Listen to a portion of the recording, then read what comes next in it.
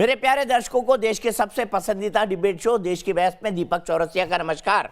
कन्याकुमारी से क्षीर भवानी तक, कोटेश्वर से कामाख्या तक, लक्षद्वीप से लेह तक, जो सबसे बड़ा मुद्दा होता है उसमें हम आपकी राय जानकर चुनते हैं देश की बहस का विषय।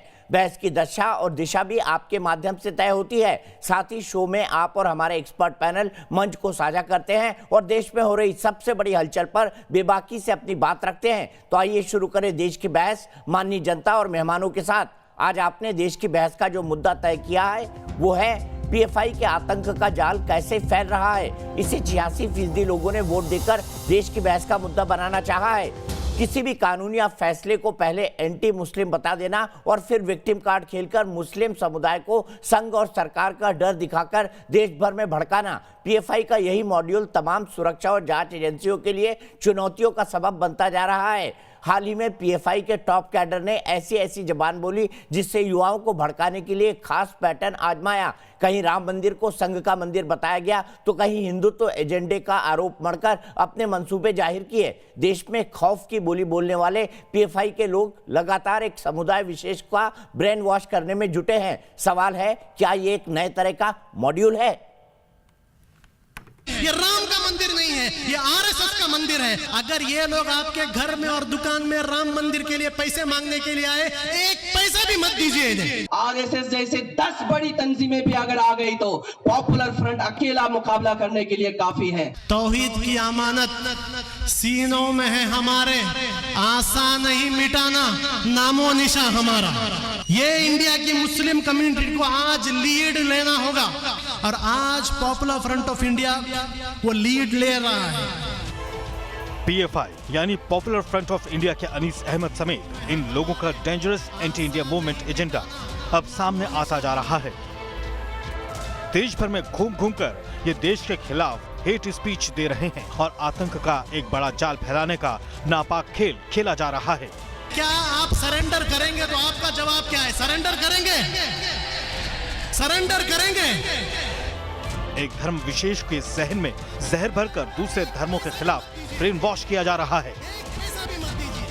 अगर आपको जरूरत पड़ी आप आवाज दीजिए। ऑल इंडिया इमाम्स काउंसिल इंशाअल्लाह हर मैदान में सबसे पहले शक में अपने उलमा के साथ खड़ी रहेगी। आरएसएस जैसे 10 बड़ी तंजीमें भी अगर आ गई तो पॉपुलर फ्रंट अकेला मुकाबला करने के लिए काफी है।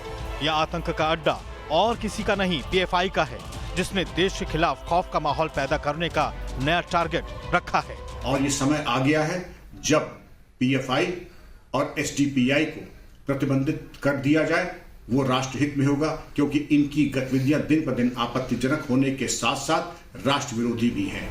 पीएफआई पर लगातार आतंकवादियों को फंड करने के भी गंभीर आरोप लगे हैं।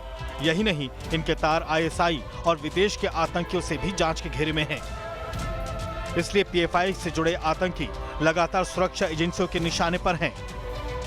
लगातार कार्रवाई होने के बावजूद ये लोग हर दिन देश विरोधी मुहिम चलाए हुए हैं। देश की बहस में आज पीएफआई के खौफनाक सच और इरादों पर खास चर्चा है। आखिर देश के खिलाफ ये किस तरह खौफनाक खेल खेल रहे हैं और ये भी समझना होगा कि पीएफआई के आतंक का जाल कैसे फैल रहा है। और देश की बहस में हमारा आज का सवाल इसी से जुड़ा हुआ है, क्या पीएफआई को देश भर में बैन करना चाहिए? हाँ या नहीं में आप अपना जवाब हमें दे सकते हैं। आप हमारी वेबसाइट पर जा सकते हैं, आप हमारे मोबाइल ऐप को डाउनलोड कर सकते हैं, आप हमारे ट्विटर हैंडल और फेसबुक पेज का इस्तेमाल कर सकते हैं। अगर आपकी कार्यक्रम के बारे में कोई राय है, सुझाव है या आप शो के अंदर शामिल होना चाहते हैं तो एक छोटा सा व्हाट्सएप बनाकर 9711002266 पर हमें व्हाट्सएप कर दें। अपने बड़े पैनल को इंट्रोड्यूस करूंगा। मेरे साथ जुड़े हैं भारतीय जनता पार्टी के राष्ट्रीय प्रवक्ता प्रेम शुक्ला जी, मेरे साथ जुड़े हैं शलभ त्रिपाठी जो कि इंफॉर्मेशन एडवाइजर है मुख्यमंत्री योगी आदित्यनाथ जी के, जो कि उत्तर प्रदेश के मुख्यमंत्री हैं। मेरे साथ माजिद हैदरी हैं जो कि एक पॉलिटिकल एनालिस्ट है, कश्मीरी है। मेरे साथ विवेक श्रीवास्तव है, लेफ्ट के नेता हैं। मेरे साथ मुजब्बिर रहमान है, एक वकील है और पॉलिटिकल एक्टिविस्ट है। मेरे साथ मेजर जनरल जीडी बख्शी हैं जो कि जाने माने रक्षा विशेषज्ञ हैं। जनरल बख्शी, सबसे पहले मैं पीएफआई की बात करूंगा और बात यह है कि क्या माना जाए, क्या पीएफआई वही कर रही है जो सिमी एक जमाने में भारत में किया करता था? देखिए साहब, ये संगठन चिंताजनक होते जा रहा है और आप जैसे आपने पॉइंट आउट किया कि सिमी भी पहले एक सोशल ऑर्गेनाइजेशन के रूप में उभरी थी, फिर जो तमाम जो कि बॉम्बिंग के जो वारदात हुए उनमें इनके लोग इन्वॉल्व थे बड़ी बुरी तरह से पूरे भारतवर्ष में। 1993 में पहले बॉम्ब ब्लास्ट शुरू हुए थे, फिर उसके बाद उसमें जो है वो लगाया इस्तेमाल किया गया था RDX एक्सप्लोजिव जो कि पक्के फौजी एक्सप्लोजिव है उनका। उसके बाद जो दूसरा दौर शुरू हुआ जिसमें सारी रिक्रूटमेंट वो सिमी के जो कार्डर्स से हुई थी, इन्होंने लो एक्सप्लोजिव जो है जिसको अमोनियम नाइट्रेट कहा जाता है, जो कि आपके फर्टिलाइजर में भी काम आती है, उसके लो एक्सप्लोजिव लगाते थे। लेकिन छोटी छोटी डिवाइसेस पूरे शहर में लगा के बड़ा सिलसिला आतंक का चला था साहब। दिल्ली में बॉम्ब ब्लास्ट, मुंबई झावेरी बाजार में बॉम्ब ब्लास्ट, अहमदाबाद में बॉम्ब ब्लास्ट, हमारे बेंगलुरु में बॉम्ब ब्लास्ट, कलकत्ता तक बॉम्ब ब्लास्ट, ये जो जयपुर था में ये एक बड़ा ही खतरनाक सिलसिला शुरू हुआ था। तो अब चिंता की विषय ये है कि PFI भी सोशल ऑर्गेनाइजेशन के तौर पे जो स्टार्ट हुई है ये उसी राह पे जा रही है, और अगर ऐसे ही चलता रहा तो इस पे कड़ा कदम उठाना पड़ेगा। मुजिबुर रहमान समय आ गया है। समय आ गया है। मुजिबुर रहमान, शाहीन बाग में भी PFI के हाथ होने की बात आई थी, और आप लोगों को पता है कि शाहीन बाग में कितनी ऐसी जगह थी जहां पर PFI के दफ्तर थे, बाकायदा उन पर रेड भी हाल ही के जमाने में हुई है। कैसे देखेंगे आप PFI की गतिविधियों को? क्यों आपको नहीं लगता कि एक एंटी नेशनल है और आप जैसे लोगों को इस ऑर्गेनाइजेशन से दूर रहना चाहिए? बिल्कुल रेड हुई है, ईडी की भी रेड हुई है, UPSCF की भी रेड हुई है, लेकिन उन्हें ईडी को कुछ नहीं मिला। सीजर मेमो मेरे पास है, they found nothing to seize. दूसरी चीज जो अभी STF की रेड हुई है 2-3 दिन पहले, उसमें वो 5 चीजें लेके गए हैं, उसका भी सीजर मेमो मेरे पास है, आप कहेंगे दिखा देंगे। एक ब्लैंक CD, कुछ हैंड बिल्स। दूसरी बात रही कि देश के खिलाफ कौन है, ये PFI अगर कह रही है कि RSS है, तो ये कोई नई बात नहीं है। यही सरदार वल्लभ भाई पटेल कहकर गए थे और उसको RSS को बैन किया था, इंदिरा गांधी ने भी बैन किया था। अभी GD बख्शी साहब कह रहे हैं सिमी के बारे में। सिमी के बारे में आज तक एक सबूत कोर्ट के अंदर पे प्रेजेंट नहीं कर पाए हैं प्रोसिक्यूशन, सिर्फ उसके ऊपर ऑफिशियल बैन लगा के 5-5 साल का बढ़ाया जाता है। तो आप वर्बल कुछ भी कहते रहिए, लेकिन हकीकत यह है कि RSS जो है देश के लिए बहुत खतरा है। जैसे कि बम ब्लास्ट की उन्होंने बात कही, मालेगांव में ब्लास्ट हुए, समझौता एक्सप्रेस में ब्लास्ट हुए, अजमेर दरगाह में ब्लास्ट हुए, दाढ़ी टोपी लगा करके। बाकायदे ट्रेनिंग भी देते होंगे RSS के लोगों को, इनको मालूम है कैसे बनता है। अभी भी इन्होंने अमोनियम नाइट्रेट का जिक्र करा। तो आज वो लोग जिसके खिलाफ पूरा देश था कि ये आतंकवादी संगठन है, खुद सरदार वल्लभ भाई पटेल भी, आज उनके हाथों में देश है। तो इस तरीके की कहानियां बनेगी। जो भी देश के हित में सोचेगा उसको ऐसे ही आतंकवादी ये कहेंगे और दबाने की कोशिश करेंगे। मतलब आप कह रहे हैं PFI वाले दूध के धुले हैं? वाकई दूध के धुले हैं क्या प्रेम शुक्ला जी? देखिए, एक इसको हमको व्यापक विमर्श में देखना चाहिए। जो भी आतंकवादी संगठन है, और विशेष करके इस्लामी आतंकवादी संगठन, तो अल कायदा का जो मदर ऑर्गेनाइजेशन था वो इख्वानुल मुस्लिमीन और मुस्लिम ब्रदरहुड, उसी तरह से लश्कर तोयबा, हुजी, हिजबुल मुजाहिदीन, ऐसे संगठनों का mother organisation Student Islamic Movement of India था। PFI भी इसी तरह से अपने आप को जो है पूरे देश में लाने का प्रयास कर रहा है, और PFI ये लंबे समय से इस तरह का काम केरल में करता रहा। वो उसके अखिल भारतीय विस्तार देकर उसमें जितना भी बंटवारे की राजनीति हो सके, जैसे सिमी काम किया करती थी, वैसे कैंपस फ्रंट ऑफ इंडिया काम करती है। और मुझे ध्यान है 1991 में जब पहली बार सिमी के खिलाफ स्टोरी किया था तो मुझे लीगल नोटिस सर्व हुई थी और मुझे उसका जो है अदालत में लड़ना पड़ा था। लेकिन वही student Islamic Movement of India का कालांतर में 1987 में जो कनिष्क विमान कांड हुआ था, उस कनिष्क विमान कांड में सिमी का हाथ था। और किसके साथ था? तो खालिस्तान कमांडो फोर्स के साथ था। तो ये सिमी, PFI, इस तरह के जो ऑर्गेनाइजेशंस हैं, इन सारे ऑर्गेनाइजेशंस का तार अंतरराष्ट्रीय आतंकवादी संगठनों से 1980 के दशक से जुड़ा रहा है। सिमी ने कनिष्क कब किया? 87 में। बैन कब लगा? 94 में। यानी आपको 7-8 वर्ष किसी भी संगठन के विरुद्ध कार्य करने में, तब तक संगठन अपना चेहरा परिवर्तित करता है। और विश्व के स्तर पर किया गया है। अलकायदा भी अपने चेहरे बदलता है और हमेशा जो है वो दूसरे संगठनों पर आरोप लगाएगा और वो पुलिस पर आरोप लगाएगा, एजेंसियों पर आरोप लगाएगा। ये जो अलकायदा का ऑपरेटिंग मैनुअल है, जो इस्लामी आतंकवादी संगठनों का ये मैनुअल है कि आप निर्दोषों को आरोप लगाओ, खुद अपराधियों के साथ खड़े हो जाओ, आतंकवाद मचाओ, कौमी जिहाद करो, लोगों की हत्याएं करो और निर्दोषों की हत्याएं करके फिर स्वीकारों की तरह खुद को कह दो हम तो बहुत धुले हुए हैं। और उनके कपड़े धुलाई करने के लिए विवेक श्रीवास्तव जैसे क्रिएटिव हैं जो लगातार जो है पूरी दुनिया में आतंकवादी संगठनों के लिए कवर फायर देने के लिए। ठीक है, आप तालिबान की बात कर रहे हैं, मुझे बताइए पीएफआई किसने क्रिएट किया? विवेक श्रीवास्तव जी बताइए पीएफआई किसने क्रिएट किया? बताइए, इसका जवाब दीजिए। अगर आप तालिबान की बात कर रहे हैं तो मुझे ये बताइए पीएफआई किसने क्रिएट किया? 20 सेकंड दे दीजिए सर आप। बिल्कुल, हम तालिबान पीएफआई सब पे आएंगे। अरे सर, अब मेरे को 20 सेकंड दे दीजिए कृपा करके।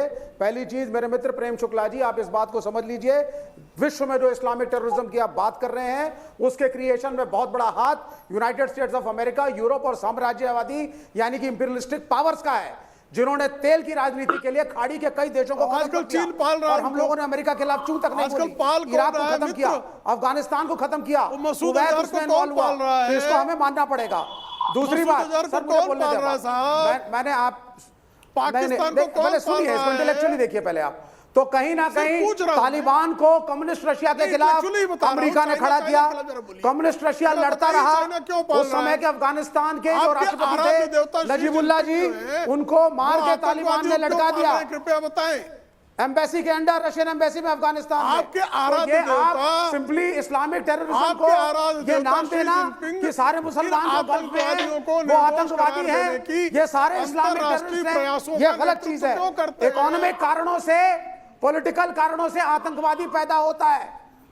आपने सिमी को बैन किया, आपका पीएफआई आप कह रहे हैं आप पीएफआई को के खिलाफ लेफ्ट फ्रंट की सरकार ने काफी एक्शन भी लिया, केस टू केस हमने एक्शन लिया। अरे सर सुनिए, शांत होकर के। तब भी वकालत कर रहे हैं आप, आपने एक्शन लिया, आप भी वकालत कर रहे हैं। पीएफआई ने केरल का कितना नुकसान किया आप नहीं जानते क्या?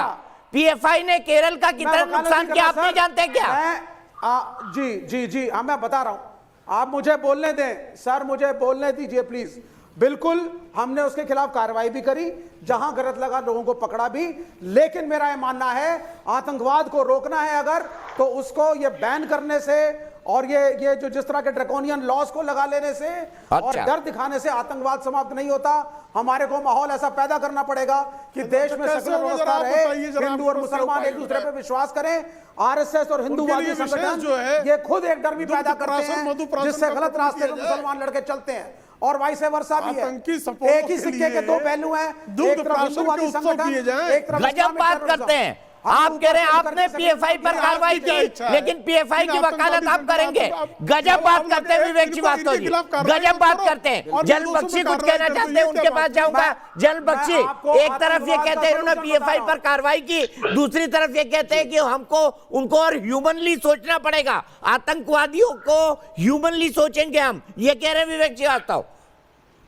देखिए, मैं बताना चाहता हूं, ब्रॉडर पिक्चर में बात कर रहा हूं सर कि ये कड़े कानून लगाने से नहीं तो मतलब आप ही बोले जाएंगे अब। विवेक जी सुन लीजिए ना, जल बख्शी क्या कह रहे हैं। सुनते हैं आपकी स्पीच। Thank you. नहीं आप बोलिए। साहब, मैं कह रहा था कि दो किस्म की ऑर्गेनाइजेशंस होती हैं।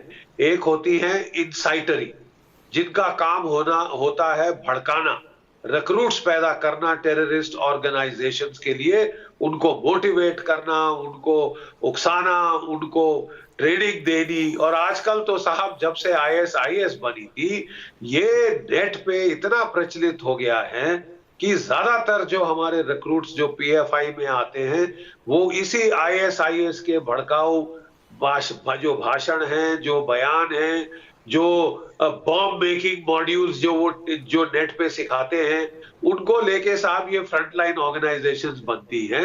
और जो टेररिस्ट तंजीम्स की रिक्रूटमेंट होती है वो इन इंसाइटरी और जो ऑर्गेनाइजेशंस हैं जो इंसाइट करती हैं, उनके वहां से होती है। मेरा काफी टाइम इंटेलिजेंस, मिलिट्री इंटेलिजेंस में भी हमने काम किए हैं, तो हमको मालूम है। एक होती है जो कि जो एजेंसीज होती हैं, जो टेररिस्ट तंजीमें होती हैं, उससे भी ज्यादा खतरनाक साहब ये इंसाइटरी ऑर्गेनाइजेशन होती है, जो इंसाइट करती है, बरगलाती है, भड़काती है। थोड़ा सा दिशा रवि पे भी बोल दीजिए, उसको भी भारत सरकार ने इंसाइट करने वाला कहा। गुमराह करती है, जो बरगलाती है बेचारे नौजवानों को, उनकी जिंदगियां बर्बाद करती है साहब, बर्बाद कर देती है उनकी जिंदगी और उनको धकेल देती है एक ऐसे रास्ते में, एक ऐसी दलदल में जिससे कोई उभर के इंसान आ नहीं सकता। यहां से लोगों को भेज रही है Iraq, Syria, Libya, Afghanistan, sorry, जिंदगी तबाही जो है, इनकी तबाही मचा दी है आम लोगों की, शरीफ लोगों की जिंदगानी में, उनके बच्चों का सत्यानाश कर दिया है। अब समय आ गया है कि ऐसी ऑर्गेनाइजेशंस को खुलेआम इस तरह की छूट ना दी जाए। इस तरह इंसाइट करना, बरगलाना, मिसलीड करना, मिसगाइड करना और टेररिस्ट ऑर्गेनाइजेशंस का फीडर ऑर्गेनाइजेशन बन जाना, ये जो है, ये बहुत ही, मैं समझता हूं ये फर्स्ट लाइन है टेररिज्म की, और इसके खिलाफ अगर इनको अनचेक्ड ऑपरेट करने दिया तो आप टेररिज्म को कभी खत्म नहीं कर पाएंगे। बिल्कुल सही।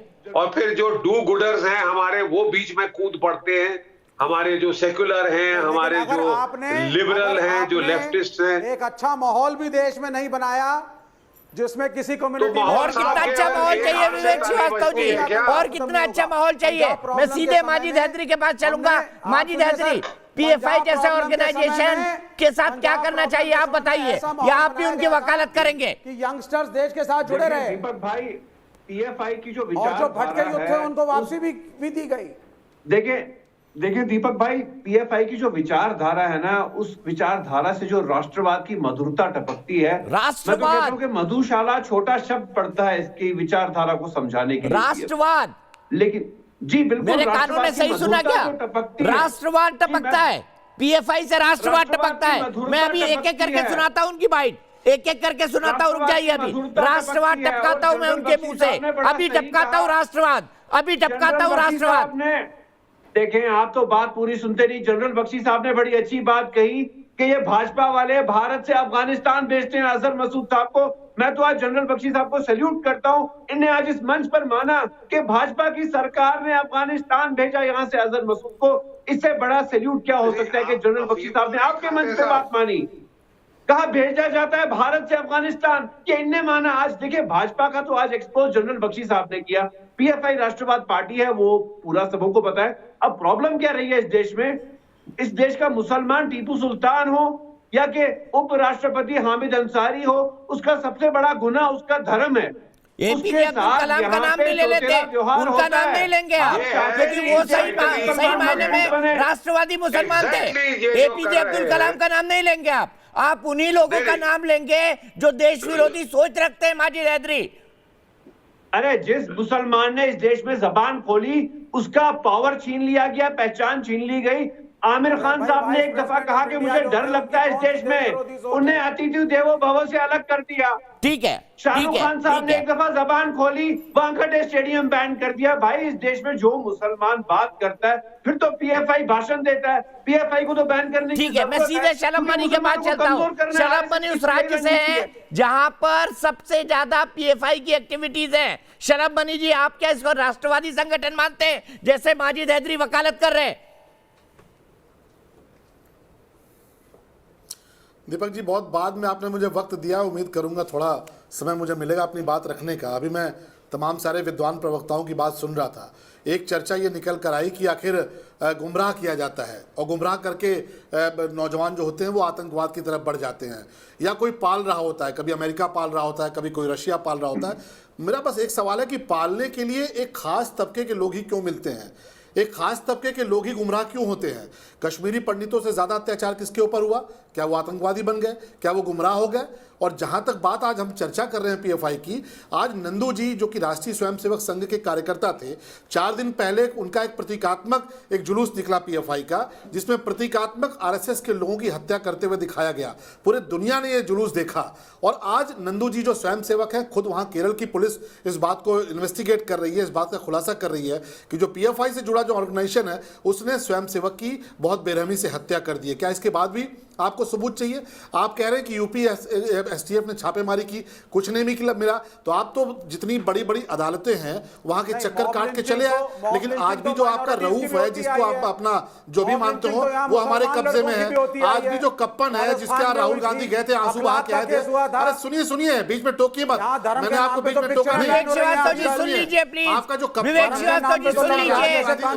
राहुल गांधी जाकर कप्पन के यहाँ राहुल गांधी जाकर आंसू बहा कर आए थे, आज भी आप यूपी की जेल से छुड़वा नहीं पाए। आज भी रऊफ को आप जो यूपी की जेल से छुड़वा नहीं पाए, क्योंकि हम तो इलाज कर रहे हैं। और देखिए, बैन होगा नहीं होगा ये बाद की बात है, हमारे पास पर्याप्त संसाधन है, पर्याप्त कानून में प्राविधान है, हम तो इनका इलाज करेंगे। आप इलाज नहीं कर रहे हैं, आप देश को तोड़ने का काम कर रहे हैं, पढ़िए, और यहाँ पे धर्मवाद फैला रहे हैं, वो और यूपी पुलिस की गाड़ी में बैठने को तैयार नहीं है। आपका जो रऊफ है यूपी पुलिस की गाड़ी में बैठने को तैयार नहीं है। यूपी पुलिस की गाड़ी में नहीं बैठ रहा, वो पैदल जा रहा है। वो कहता है यूपी पुलिस की गाड़ी में नहीं बैठेंगे। तो देखिए, ये जो पुलिस वही है, जीप वही है, लेकिन ये जो खौफ है ये जरूर नया है। तो आप डरिए, आप लोगों को डरा रहे हैं, लेकिन आप उत्तर प्रदेश में डरिएगा, देश में डरिएगा, क्योंकि आपका इलाज शुरू हो गया है। और उत्तर प्रदेश की पुलिस आपका इलाज कर रही है। उत्तर प्रदेश में योगी जी की सरकार आपका इलाज कर रही है, आगे भी इलाज जारी रहेगा। आपातकाल से जो आपने लगा रखा है, फर्क नहीं पड़ने वाला। मेरे भाई विवेक श्रीवास्तव जी, पीएफआई को राष्ट्रवादी संगठन मानने वाले मेरे भाई विवेक श्रीवास्तव जी, जो शरम बनी कह रहे हैं उस पर भी ध्यान दीजिए, जो शरम बनी कह रहे हैं उस पर भी ध्यान दीजिए। कंगन को क्यों नहीं छुड़ा पाए आप? कंगन को क्यों नहीं छुड़ा पाए, ये भी बता दीजिए आप। कैसे चार्जेस है उसके खिलाफ, ये भी बता दीजिए आप। हाथरस में कैसे इन्वॉल्वमेंट है, ये भी बता दीजिए आप। मैं आगे बात को ले जाऊं उससे पहले नकुल कुमार शर्मा मुजफ्फरपुर से मेरे एक दर्शक, नकुल क्या कहेंगे पीएफआई के बारे में? पीएफआई अपने देश हित में काम करने वाला संगठन नहीं है, और जो इस देश के लिए काम करता है उसको वे लोग बदनाम करके उसको नुकसान पहुंचाता है। बिल्कुल सही कहा, जो देश हित में काम करता है उसको बदनाम करके नुकसान पहुंचाते हैं। विवेक श्रीवास्तव जी, सुन लिया पीएफआई के बारे में आम जनता का क्या सोचना है? नहीं सुनिए, आप ही की सरकार ने पीएफआई पर कार्रवाई की, लेकिन आप यहाँ बैठकर वकालत कर रहे हैं उनकी। कितना बड़ा दोगलापन है आपका दिखाई दे रहा है विवेक श्रीवास्तव जी, आपका दोगलापन दिखाई दे रहा है। देश का मुसलमान अपने को सुरक्षित समझे, कोई दोगलापन नहीं है सर। पीएफआई छोटा मुद्दा है, इस देश का मुसलमान अपने को सुरक्षित समझे, अपने को भारतीय प्रबुद्ध लोग हैं और अपने को इंसल्टेड ना फील करे, प्रबुद्धवाद है, रोज उसको बताना पड़े प्रबुद्धवाद का मतलब है आतंकवादियों की पैरोकारी। मुद्दा है, और वो पीएफआई को आप बैन करिए अगर वो गलत है, मैं नहीं रोक रहा हूं, प्रबुद्धवाद का लेकिन मतलब है आतंकियों की पैरोकारी। हमारे देश में हमारे नवयुवकों को ना बरगलाए, ये बड़ा मुद्दा है। और ये हिंदूवादी संगठन ठीक है, चलिए सबसे पहले अनीस अहमद की बाइट सुनवाइए, जो उन्होंने आरएसएस के बारे में कही है। सुनवाइए अनीस अहमद का वो स्टेटमेंट, महासचिव पीएफआई, जो उन्होंने आरएसएस के बारे में कहा है। सुनवाइए पहले, फिर बात करेंगे इनसे। कितने प्रबुद्ध हैं और कितने इंटेलेक्चुअल हैं दिख जाएगा, आतंकवादी हैं या इंटेलेक्चुअल ये भी दिख जाएगा। सुनवाइए अनीस अहमद की बाइट। आरएसएस ऐसा एक वायरस है जिसके लिए अभी तक कोई वैक्सीन नहीं आया। इंशाअल्लाह वो वैक्सीन पॉपुलर फ्रंट लेके आएगा। यहाँ पर सिर्फ एक प्रॉब्लम है, आरएसएस वर्सेस मुस्लिम। आरएसएस को पहचानिए, जानिए आपके डिस्ट्रिक्ट का आरएसएस लीडर कौन है, जानिए आपके डिस्ट्रिक्ट का आरएसएस लीडर कौन है। ये क्या भड़काना नहीं है प्रेम शुक्ला जी, बताइए। ये तो राष्ट्रवाद की बात करें, राष्ट्र में और राष्ट्र स्वयंसेवक संघ में फर्क है। राजनीति करना, राष्ट्र स्वयंसेवक संघ ने कभी राष्ट्र के लिए काम नहीं किया। माजिद हैदरी जी रुक जाइए, आपका नाम प्रेम शुक्ला नहीं है, आपके बाद भी आऊंगा। विवेक श्रीवास्तव क्यों आ जाते हैं ये समझ के परे नहीं। माजिद हैदरी की तो संकट है ना, वो तो आतंकवादियों की दलाली के लिए ही स्वयं को प्रस्तुत पाते हैं। तो आतंकवादियों के दलालों को हमेशा जो है भारत की जो राजनीतिक व्यवस्था है, अफगानिस्तान जो लोकतांत्रिक बल से प्राप्त संवैधानिक सरकार चल रही है, उसको संप्रभु सरकार के विरुद्ध जो है गरल उगलना, जहर उगलना, मैं समझ सकता हूँ, वो आप भूल जाते हैं। तो श्रीगालों से जो है, माजिद हैदरी जी रुक जाइए एक मिनट, आपके पास आऊंगा। बोलिए प्रेम शुक्ला जी, आपकी बात सुन के माजिद हैदरी को 440 वोल्ट का करंट लगा है। नहीं, इनका संकट है ना। देखिए, आतंकवाद की पैरोकारी का जिसका कारोबार हो, जिसका उदर निर्वाह यानी अपना पेट पालने का एकमात्र साधन आतंकवादियों के लिए चीयर लीडिंग करना हो, उससे तो यही अपेक्षा है। लेकिन विवेक श्रीवास्तव जो है, जिस पीएफआई के खिलाफ उनकी सरकार कार्रवाई करती है, उसी की आरती क्यों उतारने लगते हैं? इनका संकट है ये शी जिनपिंग के हम आतंकवाद के फेवर में नहीं बोल रहे हैं। जिसमें पाकिस्तान का लाभ हो, जिसमें अलगाववाद का लाभ हो, जिसमें आतंकवाद का लाभ हो, जिसमें अराजकतावाद का लाभ हो, जिसमें हिंसावाद का लाभ हो, तो क्यों उसका समर्थन करने लगते हैं? और माइनॉरिटी कम्युनिटी के लिए कुछ करेंगे? अच्छा, माइनॉरिटी कम्युनिटी ऑलरेडी पीएफआई का समर्थन कोई नहीं कर रहा, आतंकवाद का समर्थन कोई नहीं कर रहा, लेकिन माइनॉरिटी और मुसलमान हमारे देश का हिस्सा है। जो पाकिस्तान परस्त कम्युनिटी कॉन्फिडेंस बिल्डिंग मेजर्स नहीं लाएगी तो देश कैसे बचेगा? पाकिस्तान की इसके लिए कॉन्फिडेंस बिल्डिंग मेजर लाना है भाई। ये भारत पाकिस्तान की बात हो रही है क्या? ये भारत पाकिस्तान की बात हो रही है क्या? शरब, मैं आपके पास आना चाहूंगा। शरब, मुझे बताइए, अभी तक जो पीएफआई की जांच हुई है, क्या क्या तथ्य सामने आए हैं अभी तक की जांच में, बताइए। विवेक श्रीवास्तव को भी सुना दीजिए। देखिए, ईडी ने स्पष्ट तौर पर ट्वीट कर रखा है, ईडी का बयान आ चुका है, ईडी ने ट्वीट कर रखा है। अगर कोई आंख बंद करके नहीं देखना चाहता तो उसका कोई उपाय नहीं है, लेकिन ईडी ने स्पष्ट तौर पर बताया है कि बकायदे लेन देन हुआ है, हवाला के जरिए पैसा आया है, जो रऊफ इनका मास्टरमाइंड विशाखापत्तनम से पकड़ा गया, जिसको उत्तर प्रदेश की पुलिस अपना लेकर आई है, उसके पास से करोड़ों रुपए का लेन देन हुआ है। और हाथरस की घटना के बहाने ये पूरी की पूरी साजिश रची गई थी दंगे कराने की, उत्तर प्रदेश को नफरत की आग में झोंकने की। लेकिन आप हंसते रहिए, आप हंसते रहिए, हम तो इलाज करेंगे और आप रोएंगे, चिंता मत कीजिए। इलाज हम कर रहे हैं, लगातार इलाज कर रहे हैं। आप कोर्ट में जाके रो रहे हैं, लेकिन ना तो रऊफ को छुड़ा पाए ना कप्पन को छुड़ा पाए। कप्पन वही है जिसके यहाँ राहुल गांधी रोने गए थे, जब आप उसको भी नहीं छुड़ा पाए। हम तो लगातार कार्रवाई कर रहे हैं और आपकी हंसी के पीछे कितनी रुलाई छुपी है पूरा देश जान रहा है। क्या आपकी हंसी के पीछे, ये जो आपकी मगरमच्छी हंसी है, इसके पीछे कितनी रुलाई, कितने आंसू छुपे हैं, वो पूरा देश देख रहा है। उत्तर प्रदेश की सरकार तो कार्रवाई कर रही है, आप कोर्ट में जाके गुहार लगा रहे हैं, आप प्रेस नोट जारी कर रहे हैं, आप लगातार बयान दे रहे हैं कि उत्तर प्रदेश में पीएफआई का शोषण हो रहा है। ऐसे संगठन का जो नफरत फैलाते हैं, ऐसे संगठन जो आतंकवाद फैलाते हैं, उनको आंसू बहाएंगे, उनका शोषण करेंगे हम। के हिसाब से करिए आप। सीधे में चलता हूँ मुजबिर के पास। मुजबिर, आप कह रहे हैं सीजर मेमो आपके पास है, सीजर में कुछ नहीं मिला शाहीन बाग के अंदर, तो मुझे बताइए इतने लोग अरेस्ट क्यों हैं, जमानत क्यों नहीं मिल रही उनको, ये भी बता दीजिए। आपको कोर्ट से जमानत क्यों नहीं मिली, इसका जवाब दीजिए। आप झूठे हैं क्योंकि आप उसको देखना नहीं चाहते, आप उनके पैरोकार ये भी बता दीजिए कि इतने लोग जो गिरफ्तार हैं उनको जमानत क्यों नहीं मिल रही, अगर सीजर मेमो में कुछ नहीं मिला तो ये भी बताइए मुजबिर। सारे बड़ी बड़ी कोर्ट तक गुहार जो गलत है, सारी बड़ी बड़ी कोर्ट तक गुहार पहली बात तो ये सुन लीजिए, चले आए जो और दुत्कार के भगा दिए गए, क्योंकि ये साबित हुआ है कि आतंकवाद फैला रहे थे। प्रेम शुक्ला जी ज्यादा और उत्तर प्रदेश की पुलिस, उत्तर प्रदेश की सरकार भरपूर इलाज कर रही है कि पीएफआई के गुंडों का, पीएफआई के जो नफरत फैलाने लोग आए थे उनका इलाज हो रहा है। नाथुराम गोडसे के कुपुत्र आज ये जो रऊफ है, ये जीप में बैठने से मना कर दिया उसने उत्तर प्रदेश पुलिस की। देश को ये शर्म ये दहशत तो इस कदर इनके अंदर है। सर्टिफाइड उत्तर प्रदेश की सरकार इलाज कर रही है, आप दौड़ते रहिए, आप भागते रहिए। सर्टिफिकेट भी बांटते हैं देशभक्ति का, आप सर्टिफाइड आतंकवादी हैं, आपको मालूम आयोग नहीं के है चक्कर काटते रहिए, अदालतों के चक्कर काटते रहिए, प्रेस कॉन्फ्रेंस करते रहिए, प्रेस नोट जारी करते रहिए, हम बापू इलाज कर रहे हैं। उत्तर प्रदेश की पुलिस बापू इलाज कर रही है आपके पीएफआई के दंगाइयों का, और भरपूर इलाज कर रही है। अभी तो भरपूर इलाज होगा। आप जितनी वकालत कर सकते हो, जितनी फंडिंग करा सकते हो करा लो, जितनी टेरर फंडिंग करा सकते हो करा लो, लेकिन उत्तर प्रदेश में इलाज हो रहा है, आगे भी जारी रहेगा। अच्छा, मैं एक और स्टेटमेंट सुनवाता हूँ, एक और स्टेटमेंट सुनवाता हूँ अनीस अहमद का, एक और स्टेटमेंट सुनवाता हूँ। सुनाइए बबल 3 वाला स्टेटमेंट। मुस्लिम कम्युनिटी आज भी जिंदा है, सुनवाइए क्या कहा था उन्होंने और कैसे भड़काया था मुस्लिम समुदाय को। सुनवाइए अनीस अहमद, पीएफआई के महासचिव, क्या कहते हैं।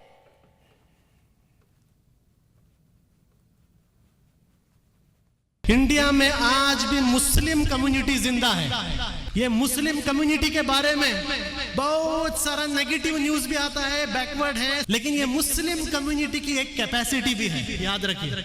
तौहीद की अमानत सीनों में है हमारे, आसान नहीं मिटाना नामो निशा हमारा। ये इंडिया की मुस्लिम कम्युनिटी को आज लीड लेना होगा, और आज पॉपुलर फ्रंट ऑफ इंडिया वो लीड ले रहा है। तो पॉपुलर फ्रंट ऑफ इंडिया वो लीड ले रहा है। माजिद हैदरी, बड़ी शहद वाली भाषा थी है, शहद टपक रहा था उनके मुंह से, ऐसा ही लगा होगा आपको कि शहद टपका रहे हैं वो। कोई मुस्लिम्स के लिए लीड ले रहा है, आपको क्या दिक्कत हो गई दीपक जी? आरएसएस के लिए क्या कह रहा है ये भी बता दीजिए मुझे भी रहमान। आरएसएस के लिए सरदार पटेल ने क्या कहा था वो बता दीजिए कि ये देशद्रोही संगठन है, ये आतंकवादी संगठन है, इसे बैन कर देना चाहिए। बैन किया था, उसके बाद क्या हुआ था ये भी बता दीजिए थोड़ा। अभी भी बैन करिए, आज मैंने क्या हुआ था बैन करने के बाद ये भी बता दीजिए ना। अदालत ने वो बैन क्यों हटाया ये भी बता दीजिए, ये भी बता दीजिए कि अदालत ने वो बैन क्यों हटाया। सोचना है देश के हित में सारे आरएसएस के लोगों को सदाए काला पानी होना चाहिए। आज अगर आज सरदार सबसे पहले मुजब्बिर रहमान को नहीं होना चाहिए, पकड़ करके काले पानी की सजा हुई होती। सबसे पहले मुजब्बिर रहमान को नहीं होनी चाहिए। सरदार वल्लभ भाई पटेल का नाम का स्टेडियम भी बदल दिया, ये अंदर से उनकी नफरत है, क्योंकि वो उनके बारे में सही बात सोचते थे, सही बात देश को बता गए। और उन्हीं सरदार पटेल की दुनिया की सबसे ऊंची मूर्ति केवड़िया में उसी प्रधानमंत्री ने लगवाई, वो भूल गए आप। आपको लीडर तो चाहिए ना अपना बनाने के लिए। अच्छा, अब देखो, अब पलट गए संगीत रागी जी। ये कब तक बोलते रहेंगे, ये कब तक बोलते रहेंगे कि आरएसएस के खिलाफ सरदार वल्लभ भाई पटेल ने कहा था, कब तक बोलते रहेंगे संगीत रागी जी?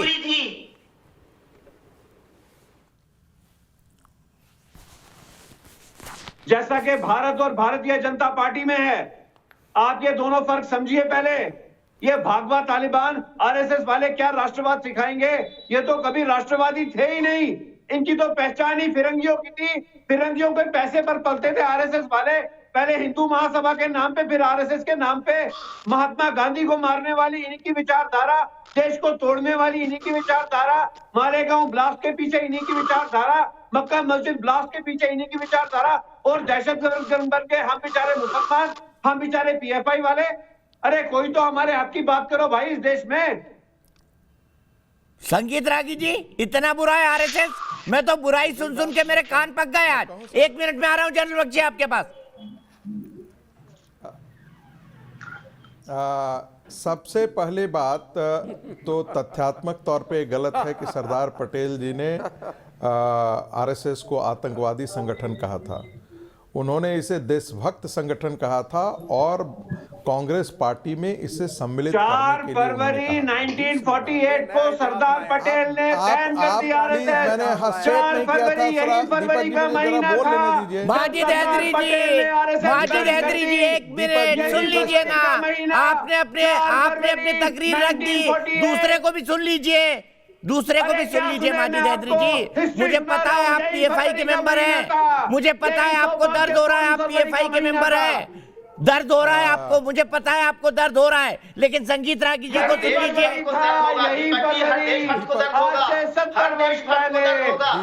हर देशभक्त को दर्द होगा। आप और देशभक्त माजिद हैदरी क्यों मजाक कर रहे हैं? दीपक जी बिल्कुल, मैं तो हूँ ही, मैं तो राष्ट्रवादी पहले से हूँ, मैं तो देश के लिए हमेशा खड़ा रहा हूँ, एक स्वतंत्र मैं तो संगठन की बात नहीं कर रहा हूँ, मैं तो एक समुदाय विशेष की बात कर रहा हूँ जिसका धर्म ग्रंथ, जिसका धर्म आतंकवाद की शिक्षा देता है, और ये मैं खुले तौर पर बोल रहा हूं। उसकी क्या कीजिएगा जो दुनिया में सिर्फ इस्लाम और इस्लाम के नाम पर पूरी दुनिया को दहशतगर्दी में और हिंसा में झोंक दिया है।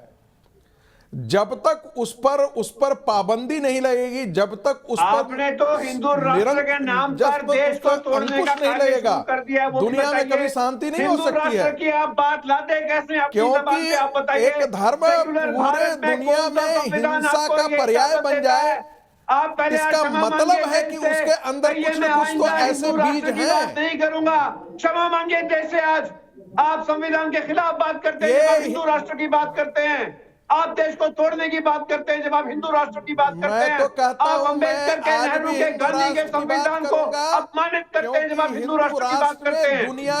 दुनिया में शांति है।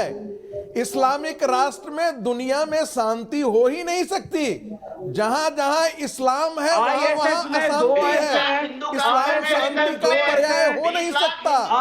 इस्लाम को मानने वाले शांति प्रिय हो। अच्छा, मैं दोनों को रोकूंगा, बहस को आगे बढ़ाऊं। उससे सबसे पहले जनरल बख्शी के पास चलता हूं। जनरल बख्शी, मुझे ये बताइए कि जहां जहां आतंक है वो इस्लाम से ही जोड़कर क्यों देखा जाता है? मुझे ये बात आज तक समझ नहीं आई। आपका क्या इंसाइट है? आपने क्या महसूस किया जब आप इंटेलिजेंस में थे, जब आप फौज में थे? मैंने पूरे खाड़ी की पॉलिटिक्स आपको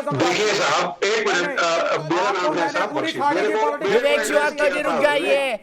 आपने पॉलिटिक्स मुझे समझाई और मैंने ऑन ग्राउंड वहां जाके महसूस किया। मैंने इराक वॉर भी कवर किए मिस्टर विवेक श्रीवास्तव जी, और मैंने अफगान वॉर भी कवर किए। मुझे ना समझाएं प्लीज। जनरल बख्शी, मैंने भी कवर किया। देखिए जब आप वहां थे तब मैंने आपको कवर किया, जब आप टीवी पे आते थे। कह रहा हूं विवेक साहब, कुछ सीरियस कह रहा हूं, सुन लीजिए। देखिए, आज बहुत भारी जरूरत है, बोलिए सर, कि जो मॉडरेट मुस्लिम मेजॉरिटी है वो उभर कर सामने आए और वो अपोज करे ये जो नैरो, जो कि बहुत ही एक्सट्रीमिस्ट आइडियोलॉजीज जो आ रही हैं, जो इंसाइटरी आइडियोलॉजीज आ रही हैं, जो लोगों की, हमारे बच्चों की जिंदगियां तबाह कर रही हैं, उनको कभी इराक ले जाके सपने दिखा रही हैं, कभी सीरिया में जाके मरने भेज रही हैं, और वहां जाके वो ऐसी दलदल में फंसते हैं कि ना वो घर के लायक ना वहां के लायक, वो कहीं के नहीं रहते। इसमें साइलेंट मुस्लिम मेजॉरिटी को अपनी आवाज उठानी होगी। आप हमें बात करने कब देते हैं? अभी पीएफआई बात करती है लोकतंत्र की, आप जो बोलते हैं सुन तो उसे लीजिए ना विधान कर दो। साहब, अरे सुन लीजिए। आप मॉडरेट आप जैसे लोग हैं जो कि इंसाइट करते हैं, इंसाइट करके आप छुप जाते हैं। हम इंसाइट और नहीं करते, बच्चों हम को अपने आगे करते हैं देशवासियों जो को राष्ट्रवाद इम्प्रेशनेबल सिखाते है हैं और उनको मरवाते हैं साहब। राष्ट्रवाद सिखाते हैं। I am sorry, I have very low regards for people. अगर आप वाकई कोई आइडियोलॉजी को इतना कमिटेड हो, मानते हो, उठाओ हथियार और लड़ो, ठीक है, लेकिन आप खुद नहीं लड़ते, आप औरों को मरने भेजते हो। ये है प्रॉब्लम, सबसे बड़ी प्रॉब्लम है।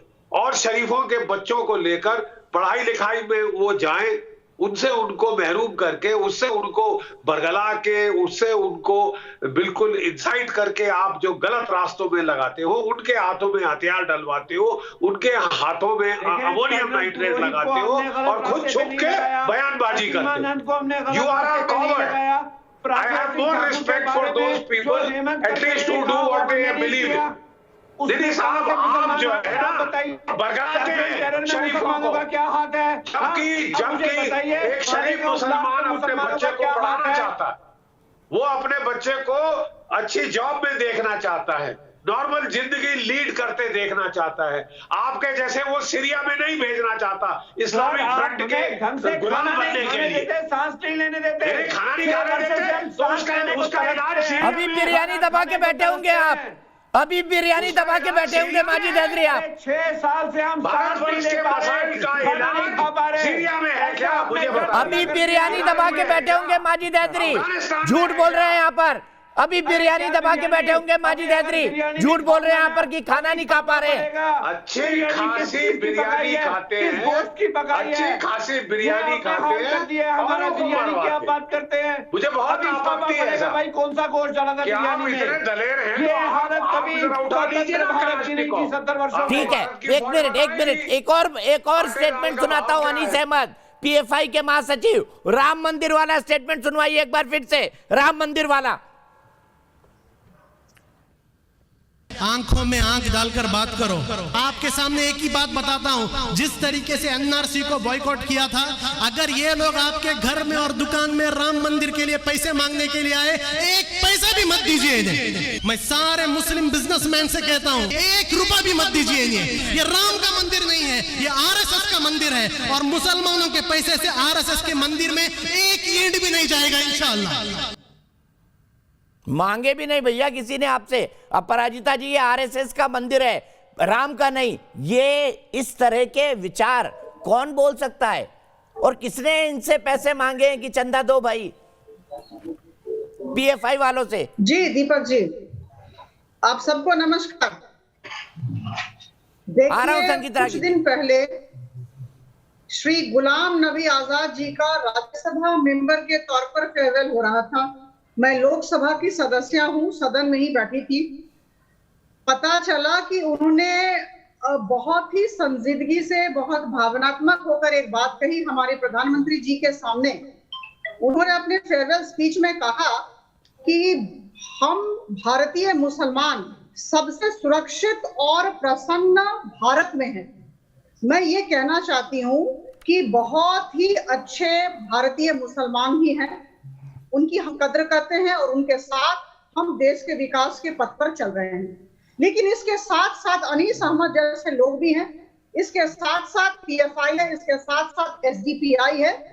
भारतीय जनता पार्टी की प्रवक्ता के हिसाब से जो भी 24 फरवरी को हुआ, आरएसएस कर्मी की हत्या की गई, एसडीपीआई जो एक पॉलिटिकल आर्म है पीएफआई का, इसकी मैं घोर निंदा करती हूं। और मुझे लगता है कि ये जो तुष्टीकरण की राजनीति को लेकर केरला राज्य सरकार चल रही है, यह उसकी विनाश का कारण होगा। कहां है तुष्टीकरण? जो हम सब पॉपुलर फ्रंट ऑफ इंडिया के बारे में जानते हैं, बाबरी मस्जिद डेमोलिशन 1992 के बाद 3 मुस्लिम ऑर्गेनाइजेशन साथ आए और पीएफआई का गठन हुआ। और आप देखें करीबन 2 सालों में किस तरह की वारदातें हो रही हैं पीएफआई की तरफ से। अभी कुछ दिन पहले 17 फरवरी की बात लीजिए, एक बड़ी सी रैली उल्लाल दक्षिण कन्नड़ में हुई और यहाँ की प्रशासन ने भी कहा कि इस तरह का नहीं होना चाहिए। एक खौफ का माहौल तैयार किया गया। और हम सब जानते हैं कुछ दिन पहले आरएसएस के किरदार, उन्हीं के लोग आरएसएस के किरदार बने और आरएसएस को मॉक किया गया। ये भी हम जानते हैं। ये कुछ दिन पहले मल्लापुरम केरला में किया गया और उस दिन भी राज्य सरकार चुपचाप बैठी हुई थी। तो मुझे लगता है कि ये तो मैंने इसमें क्या कहा जाए। आपको मैं और बता दूं, आपको अगर हम गिनती करनी शुरू कर दें तो पीएफआई के खाते में ऐसी बातें आएंगी कि हम सबको यह सोचकर आश्चर्य होगा कि केरला सरकार कर क्या रही है, क्या सोच रही है। आप सब जानते हैं, कुछ समय पहले की बात है, असद बदरुद्दीन और फिरोज खान जो उत्तर प्रदेश में अरेस्ट किए गए, ये पीएफआई से जुड़े हुए बंदे हैं। और बांग्लादेश का जो टेरर बेस्ड ऑर्गेनाइजेशन है जमात उल मुजाहिदीन, बिल्कुल झूठ, they are engaged in arranging explosives and firearms। इनके साथ ये लोग जुड़े हुए थे। ये दोनों पीएफआई के मेंबर हैं। बिहार तो अब मुझे लगता है कि इतनी बातें करने के बाद अगर पीएफआई आप थोड़ा सा डिबेट में पढ़ के आइए। अगर पीएफआई के पक्ष में बोला जाएगा तो मुझे लगता है ये सबसे बड़ा राष्ट्र विरोधी कदम है। वाकई मैं भी ये मानता हूं और सीधे इसीलिए चलता हूं भगत सिंह के बाद भरतपुर। भगत सिंह जी क्या कहेंगे पीएफआई के बारे में? सर मैं जैसा इनके मुंह से सुन रहा हूँ, ये बार बार आरएसएस को और ये सारे जो हिंदू संगठनों को ये टारगेट ये लोग कर रहे हैं। इन्होंने कभी अपने गिलेबान में झांक के देखा है? देश को तोड़ने के अलावा इसने कभी कुछ किया नहीं है। सारी जनता इसको जानती है, पूरा देश इनको जानता है। जिस तरीके की ये जो बातें इनके मुंह से जो निकल रही हैं, मुझे लग रहा है ये सारी चीजें पूरा जो देश सुन रहा है, तो ये कोई अच्छा इनका मुझे जो बिहेव दिख रहा है बिल्कुल बहुत गलत है। और देश में इस तरीके के संगठनों को टोटली पूरी तरीके से बैन कर देना चाहिए। इन सारे लोगों को अरेस्ट करना चाहिए, ये इस तरीके की जो गतिविधियों को अंजाम दे रहे हैं। संघ को बार बार ठीक है, सीधे विवेक श्रीवास्तव जी के पास चलता हूं। बहुत बहुत शुक्रिया भगत सिंह जी। सीधे विवेक श्रीवास्तव के पास चलता हूं। विवेक जी, इतना कुछ किया पीएफआई ने, मॉक करके दिखाया कि कैसे हत्या की जाएगी आरएसएस के लीडर्स की, और आपकी सरकार हाथ पर हाथ धर के देखती रही पीएफआई वाले कि ये क्या कर रहे हैं सड़क पर। एक केस नहीं, किसी पर कोई कार्रवाई नहीं, आप भी उनका तुष्टीकरण कर रहे हैं। जहां जहां जो आप मेरी बात सुनिए स्पष्ट, और मैं कई बार आपके चैनल पे कह चुका हूं, मार्क्सवाद मतलब no religion in social and political life. व्यक्तिगत जीवन में आप पूजा तो पाठ PFI करिए। वालों को हम अंदर ना क्यों नहीं इस्लामिक किया आपने? टेररिस्ट के साथ बताइए, हैं, जवाब ना दीजिए। हिंदुवादी संगठनों के साथ जो लोग हम हैं RSS के सेक्युलरिज्म नेताओं साथ। की हत्या को मौत कर रहे थे, बिल्कुल आपने अंदर क्यों जो नहीं किया केरला उनको? में जहां गलत हुआ वो अंदर हुए हैं, जहां गलत हुआ है अंदर हमने किया है। लेकिन RSS और PFI तो एक ही जैसे है ना। एक हिंदूवाद की बात करता है, यहां बैठ के संगीत रागी कहते हैं कि एक धर्म विशेष समुदाय विशेष की वजह से पूरे विश्व में आतंकवाद है। यानी कि ऐसा मुल्क आप हिंदुस्तान को बनाना चाहते हैं जहां हम अपनी माइनॉरिटीज को उंगली दिखा के पॉइंट आउट करके बोले तुम मुसलमान हो और इसीलिए तुम्हारा धर्म ऐसा है कि संगीत रागी जी, क्या किसी पर कोई कार्रवाई हुई? बताइए। टीवी पे बोलना, जिन लोगों ने जो संगीत मौत रागी किया, बोलते हैं, नंदू जी की ये हत्या, कुरान उन पर पे- किसी तरह ये की कोई कुरान पे कार्रवाई हुई प्रश्न क्या? चिन्ह उठाते हैं। बताइए। ये मुसलमानों पे प्रश्न चिन्ह उठाते हैं क्या? सारे इस देश के मुसलमान, आप सुनिए मेरी बात पहले, क्या इस देश के सारे मुसलमान आतंकवादी है? क्या कुरान को पढ़ने वाला हर मुसलमान आतंकवादी है? क्या कुरान सिर्फ आतंकवाद सिखाने की पुस्तक है? इसके उत्तर दीजिए। जो और यहाँ इस्लाम नेशनल को टीवी पे पढ़ बैठ लेगा करके ये उसमें RSS के प्रवक्ता कट्टरता यहाँ आएगी आकर ही। के समुदाय विशेष, जो इस्लाम धर्म को विशेष, नहीं कम्युनिटी पढ़ेगा, विशेष को टारगेट करते हैं। जो और फिर आप कहते इस्लाम हैं को कि पढ़े मुसलमानों का बगैर लड़का मुस्लिम है। आतंकवादी बनता क्यों है? जो अगर आप उसको अपनी ध्यान से बराबरी का नहीं सुनिएगा, मानेंगे, जो अगर आप एक इस्लाम हिंदू को मुसलमान को एक पढ़े बराबर बगैर का मुस्लिम स्टेटस है, नहीं देंगे, रिस्पेक्ट नहीं देंगे, वह भी Constitution उदार हो पे, सकता है, तो कैसे चलेगा काम लेकिन इस देश जिसने का? इस्लाम को ये पढ़ शांति लिया को जो भड़काते हैं RSS वो वाले, अनुदार ये आपके होगा ही सामने होगा, RSS के मेंबर, वो संगीत कट्टर रागी होगा ही होगा, किस तरह की बातें वो करते हैं? असहिष्णु क्या लग रहा है होगा ही आपको? होगा। ये शांति की बातें कर रहे हैं। हिंदू बिना अपने शास्त्रों को पढ़े हुए अपने ऐसा कुछ नहीं है। समाज को गाली देता है। अच्छा, एक मिनट मैं ब्रेक के लिए रुक रहा हूं। ब्रेक के बाद संगीत रागी जी से फिर बहस की शुरुआत होगी। ब्रेक के बाद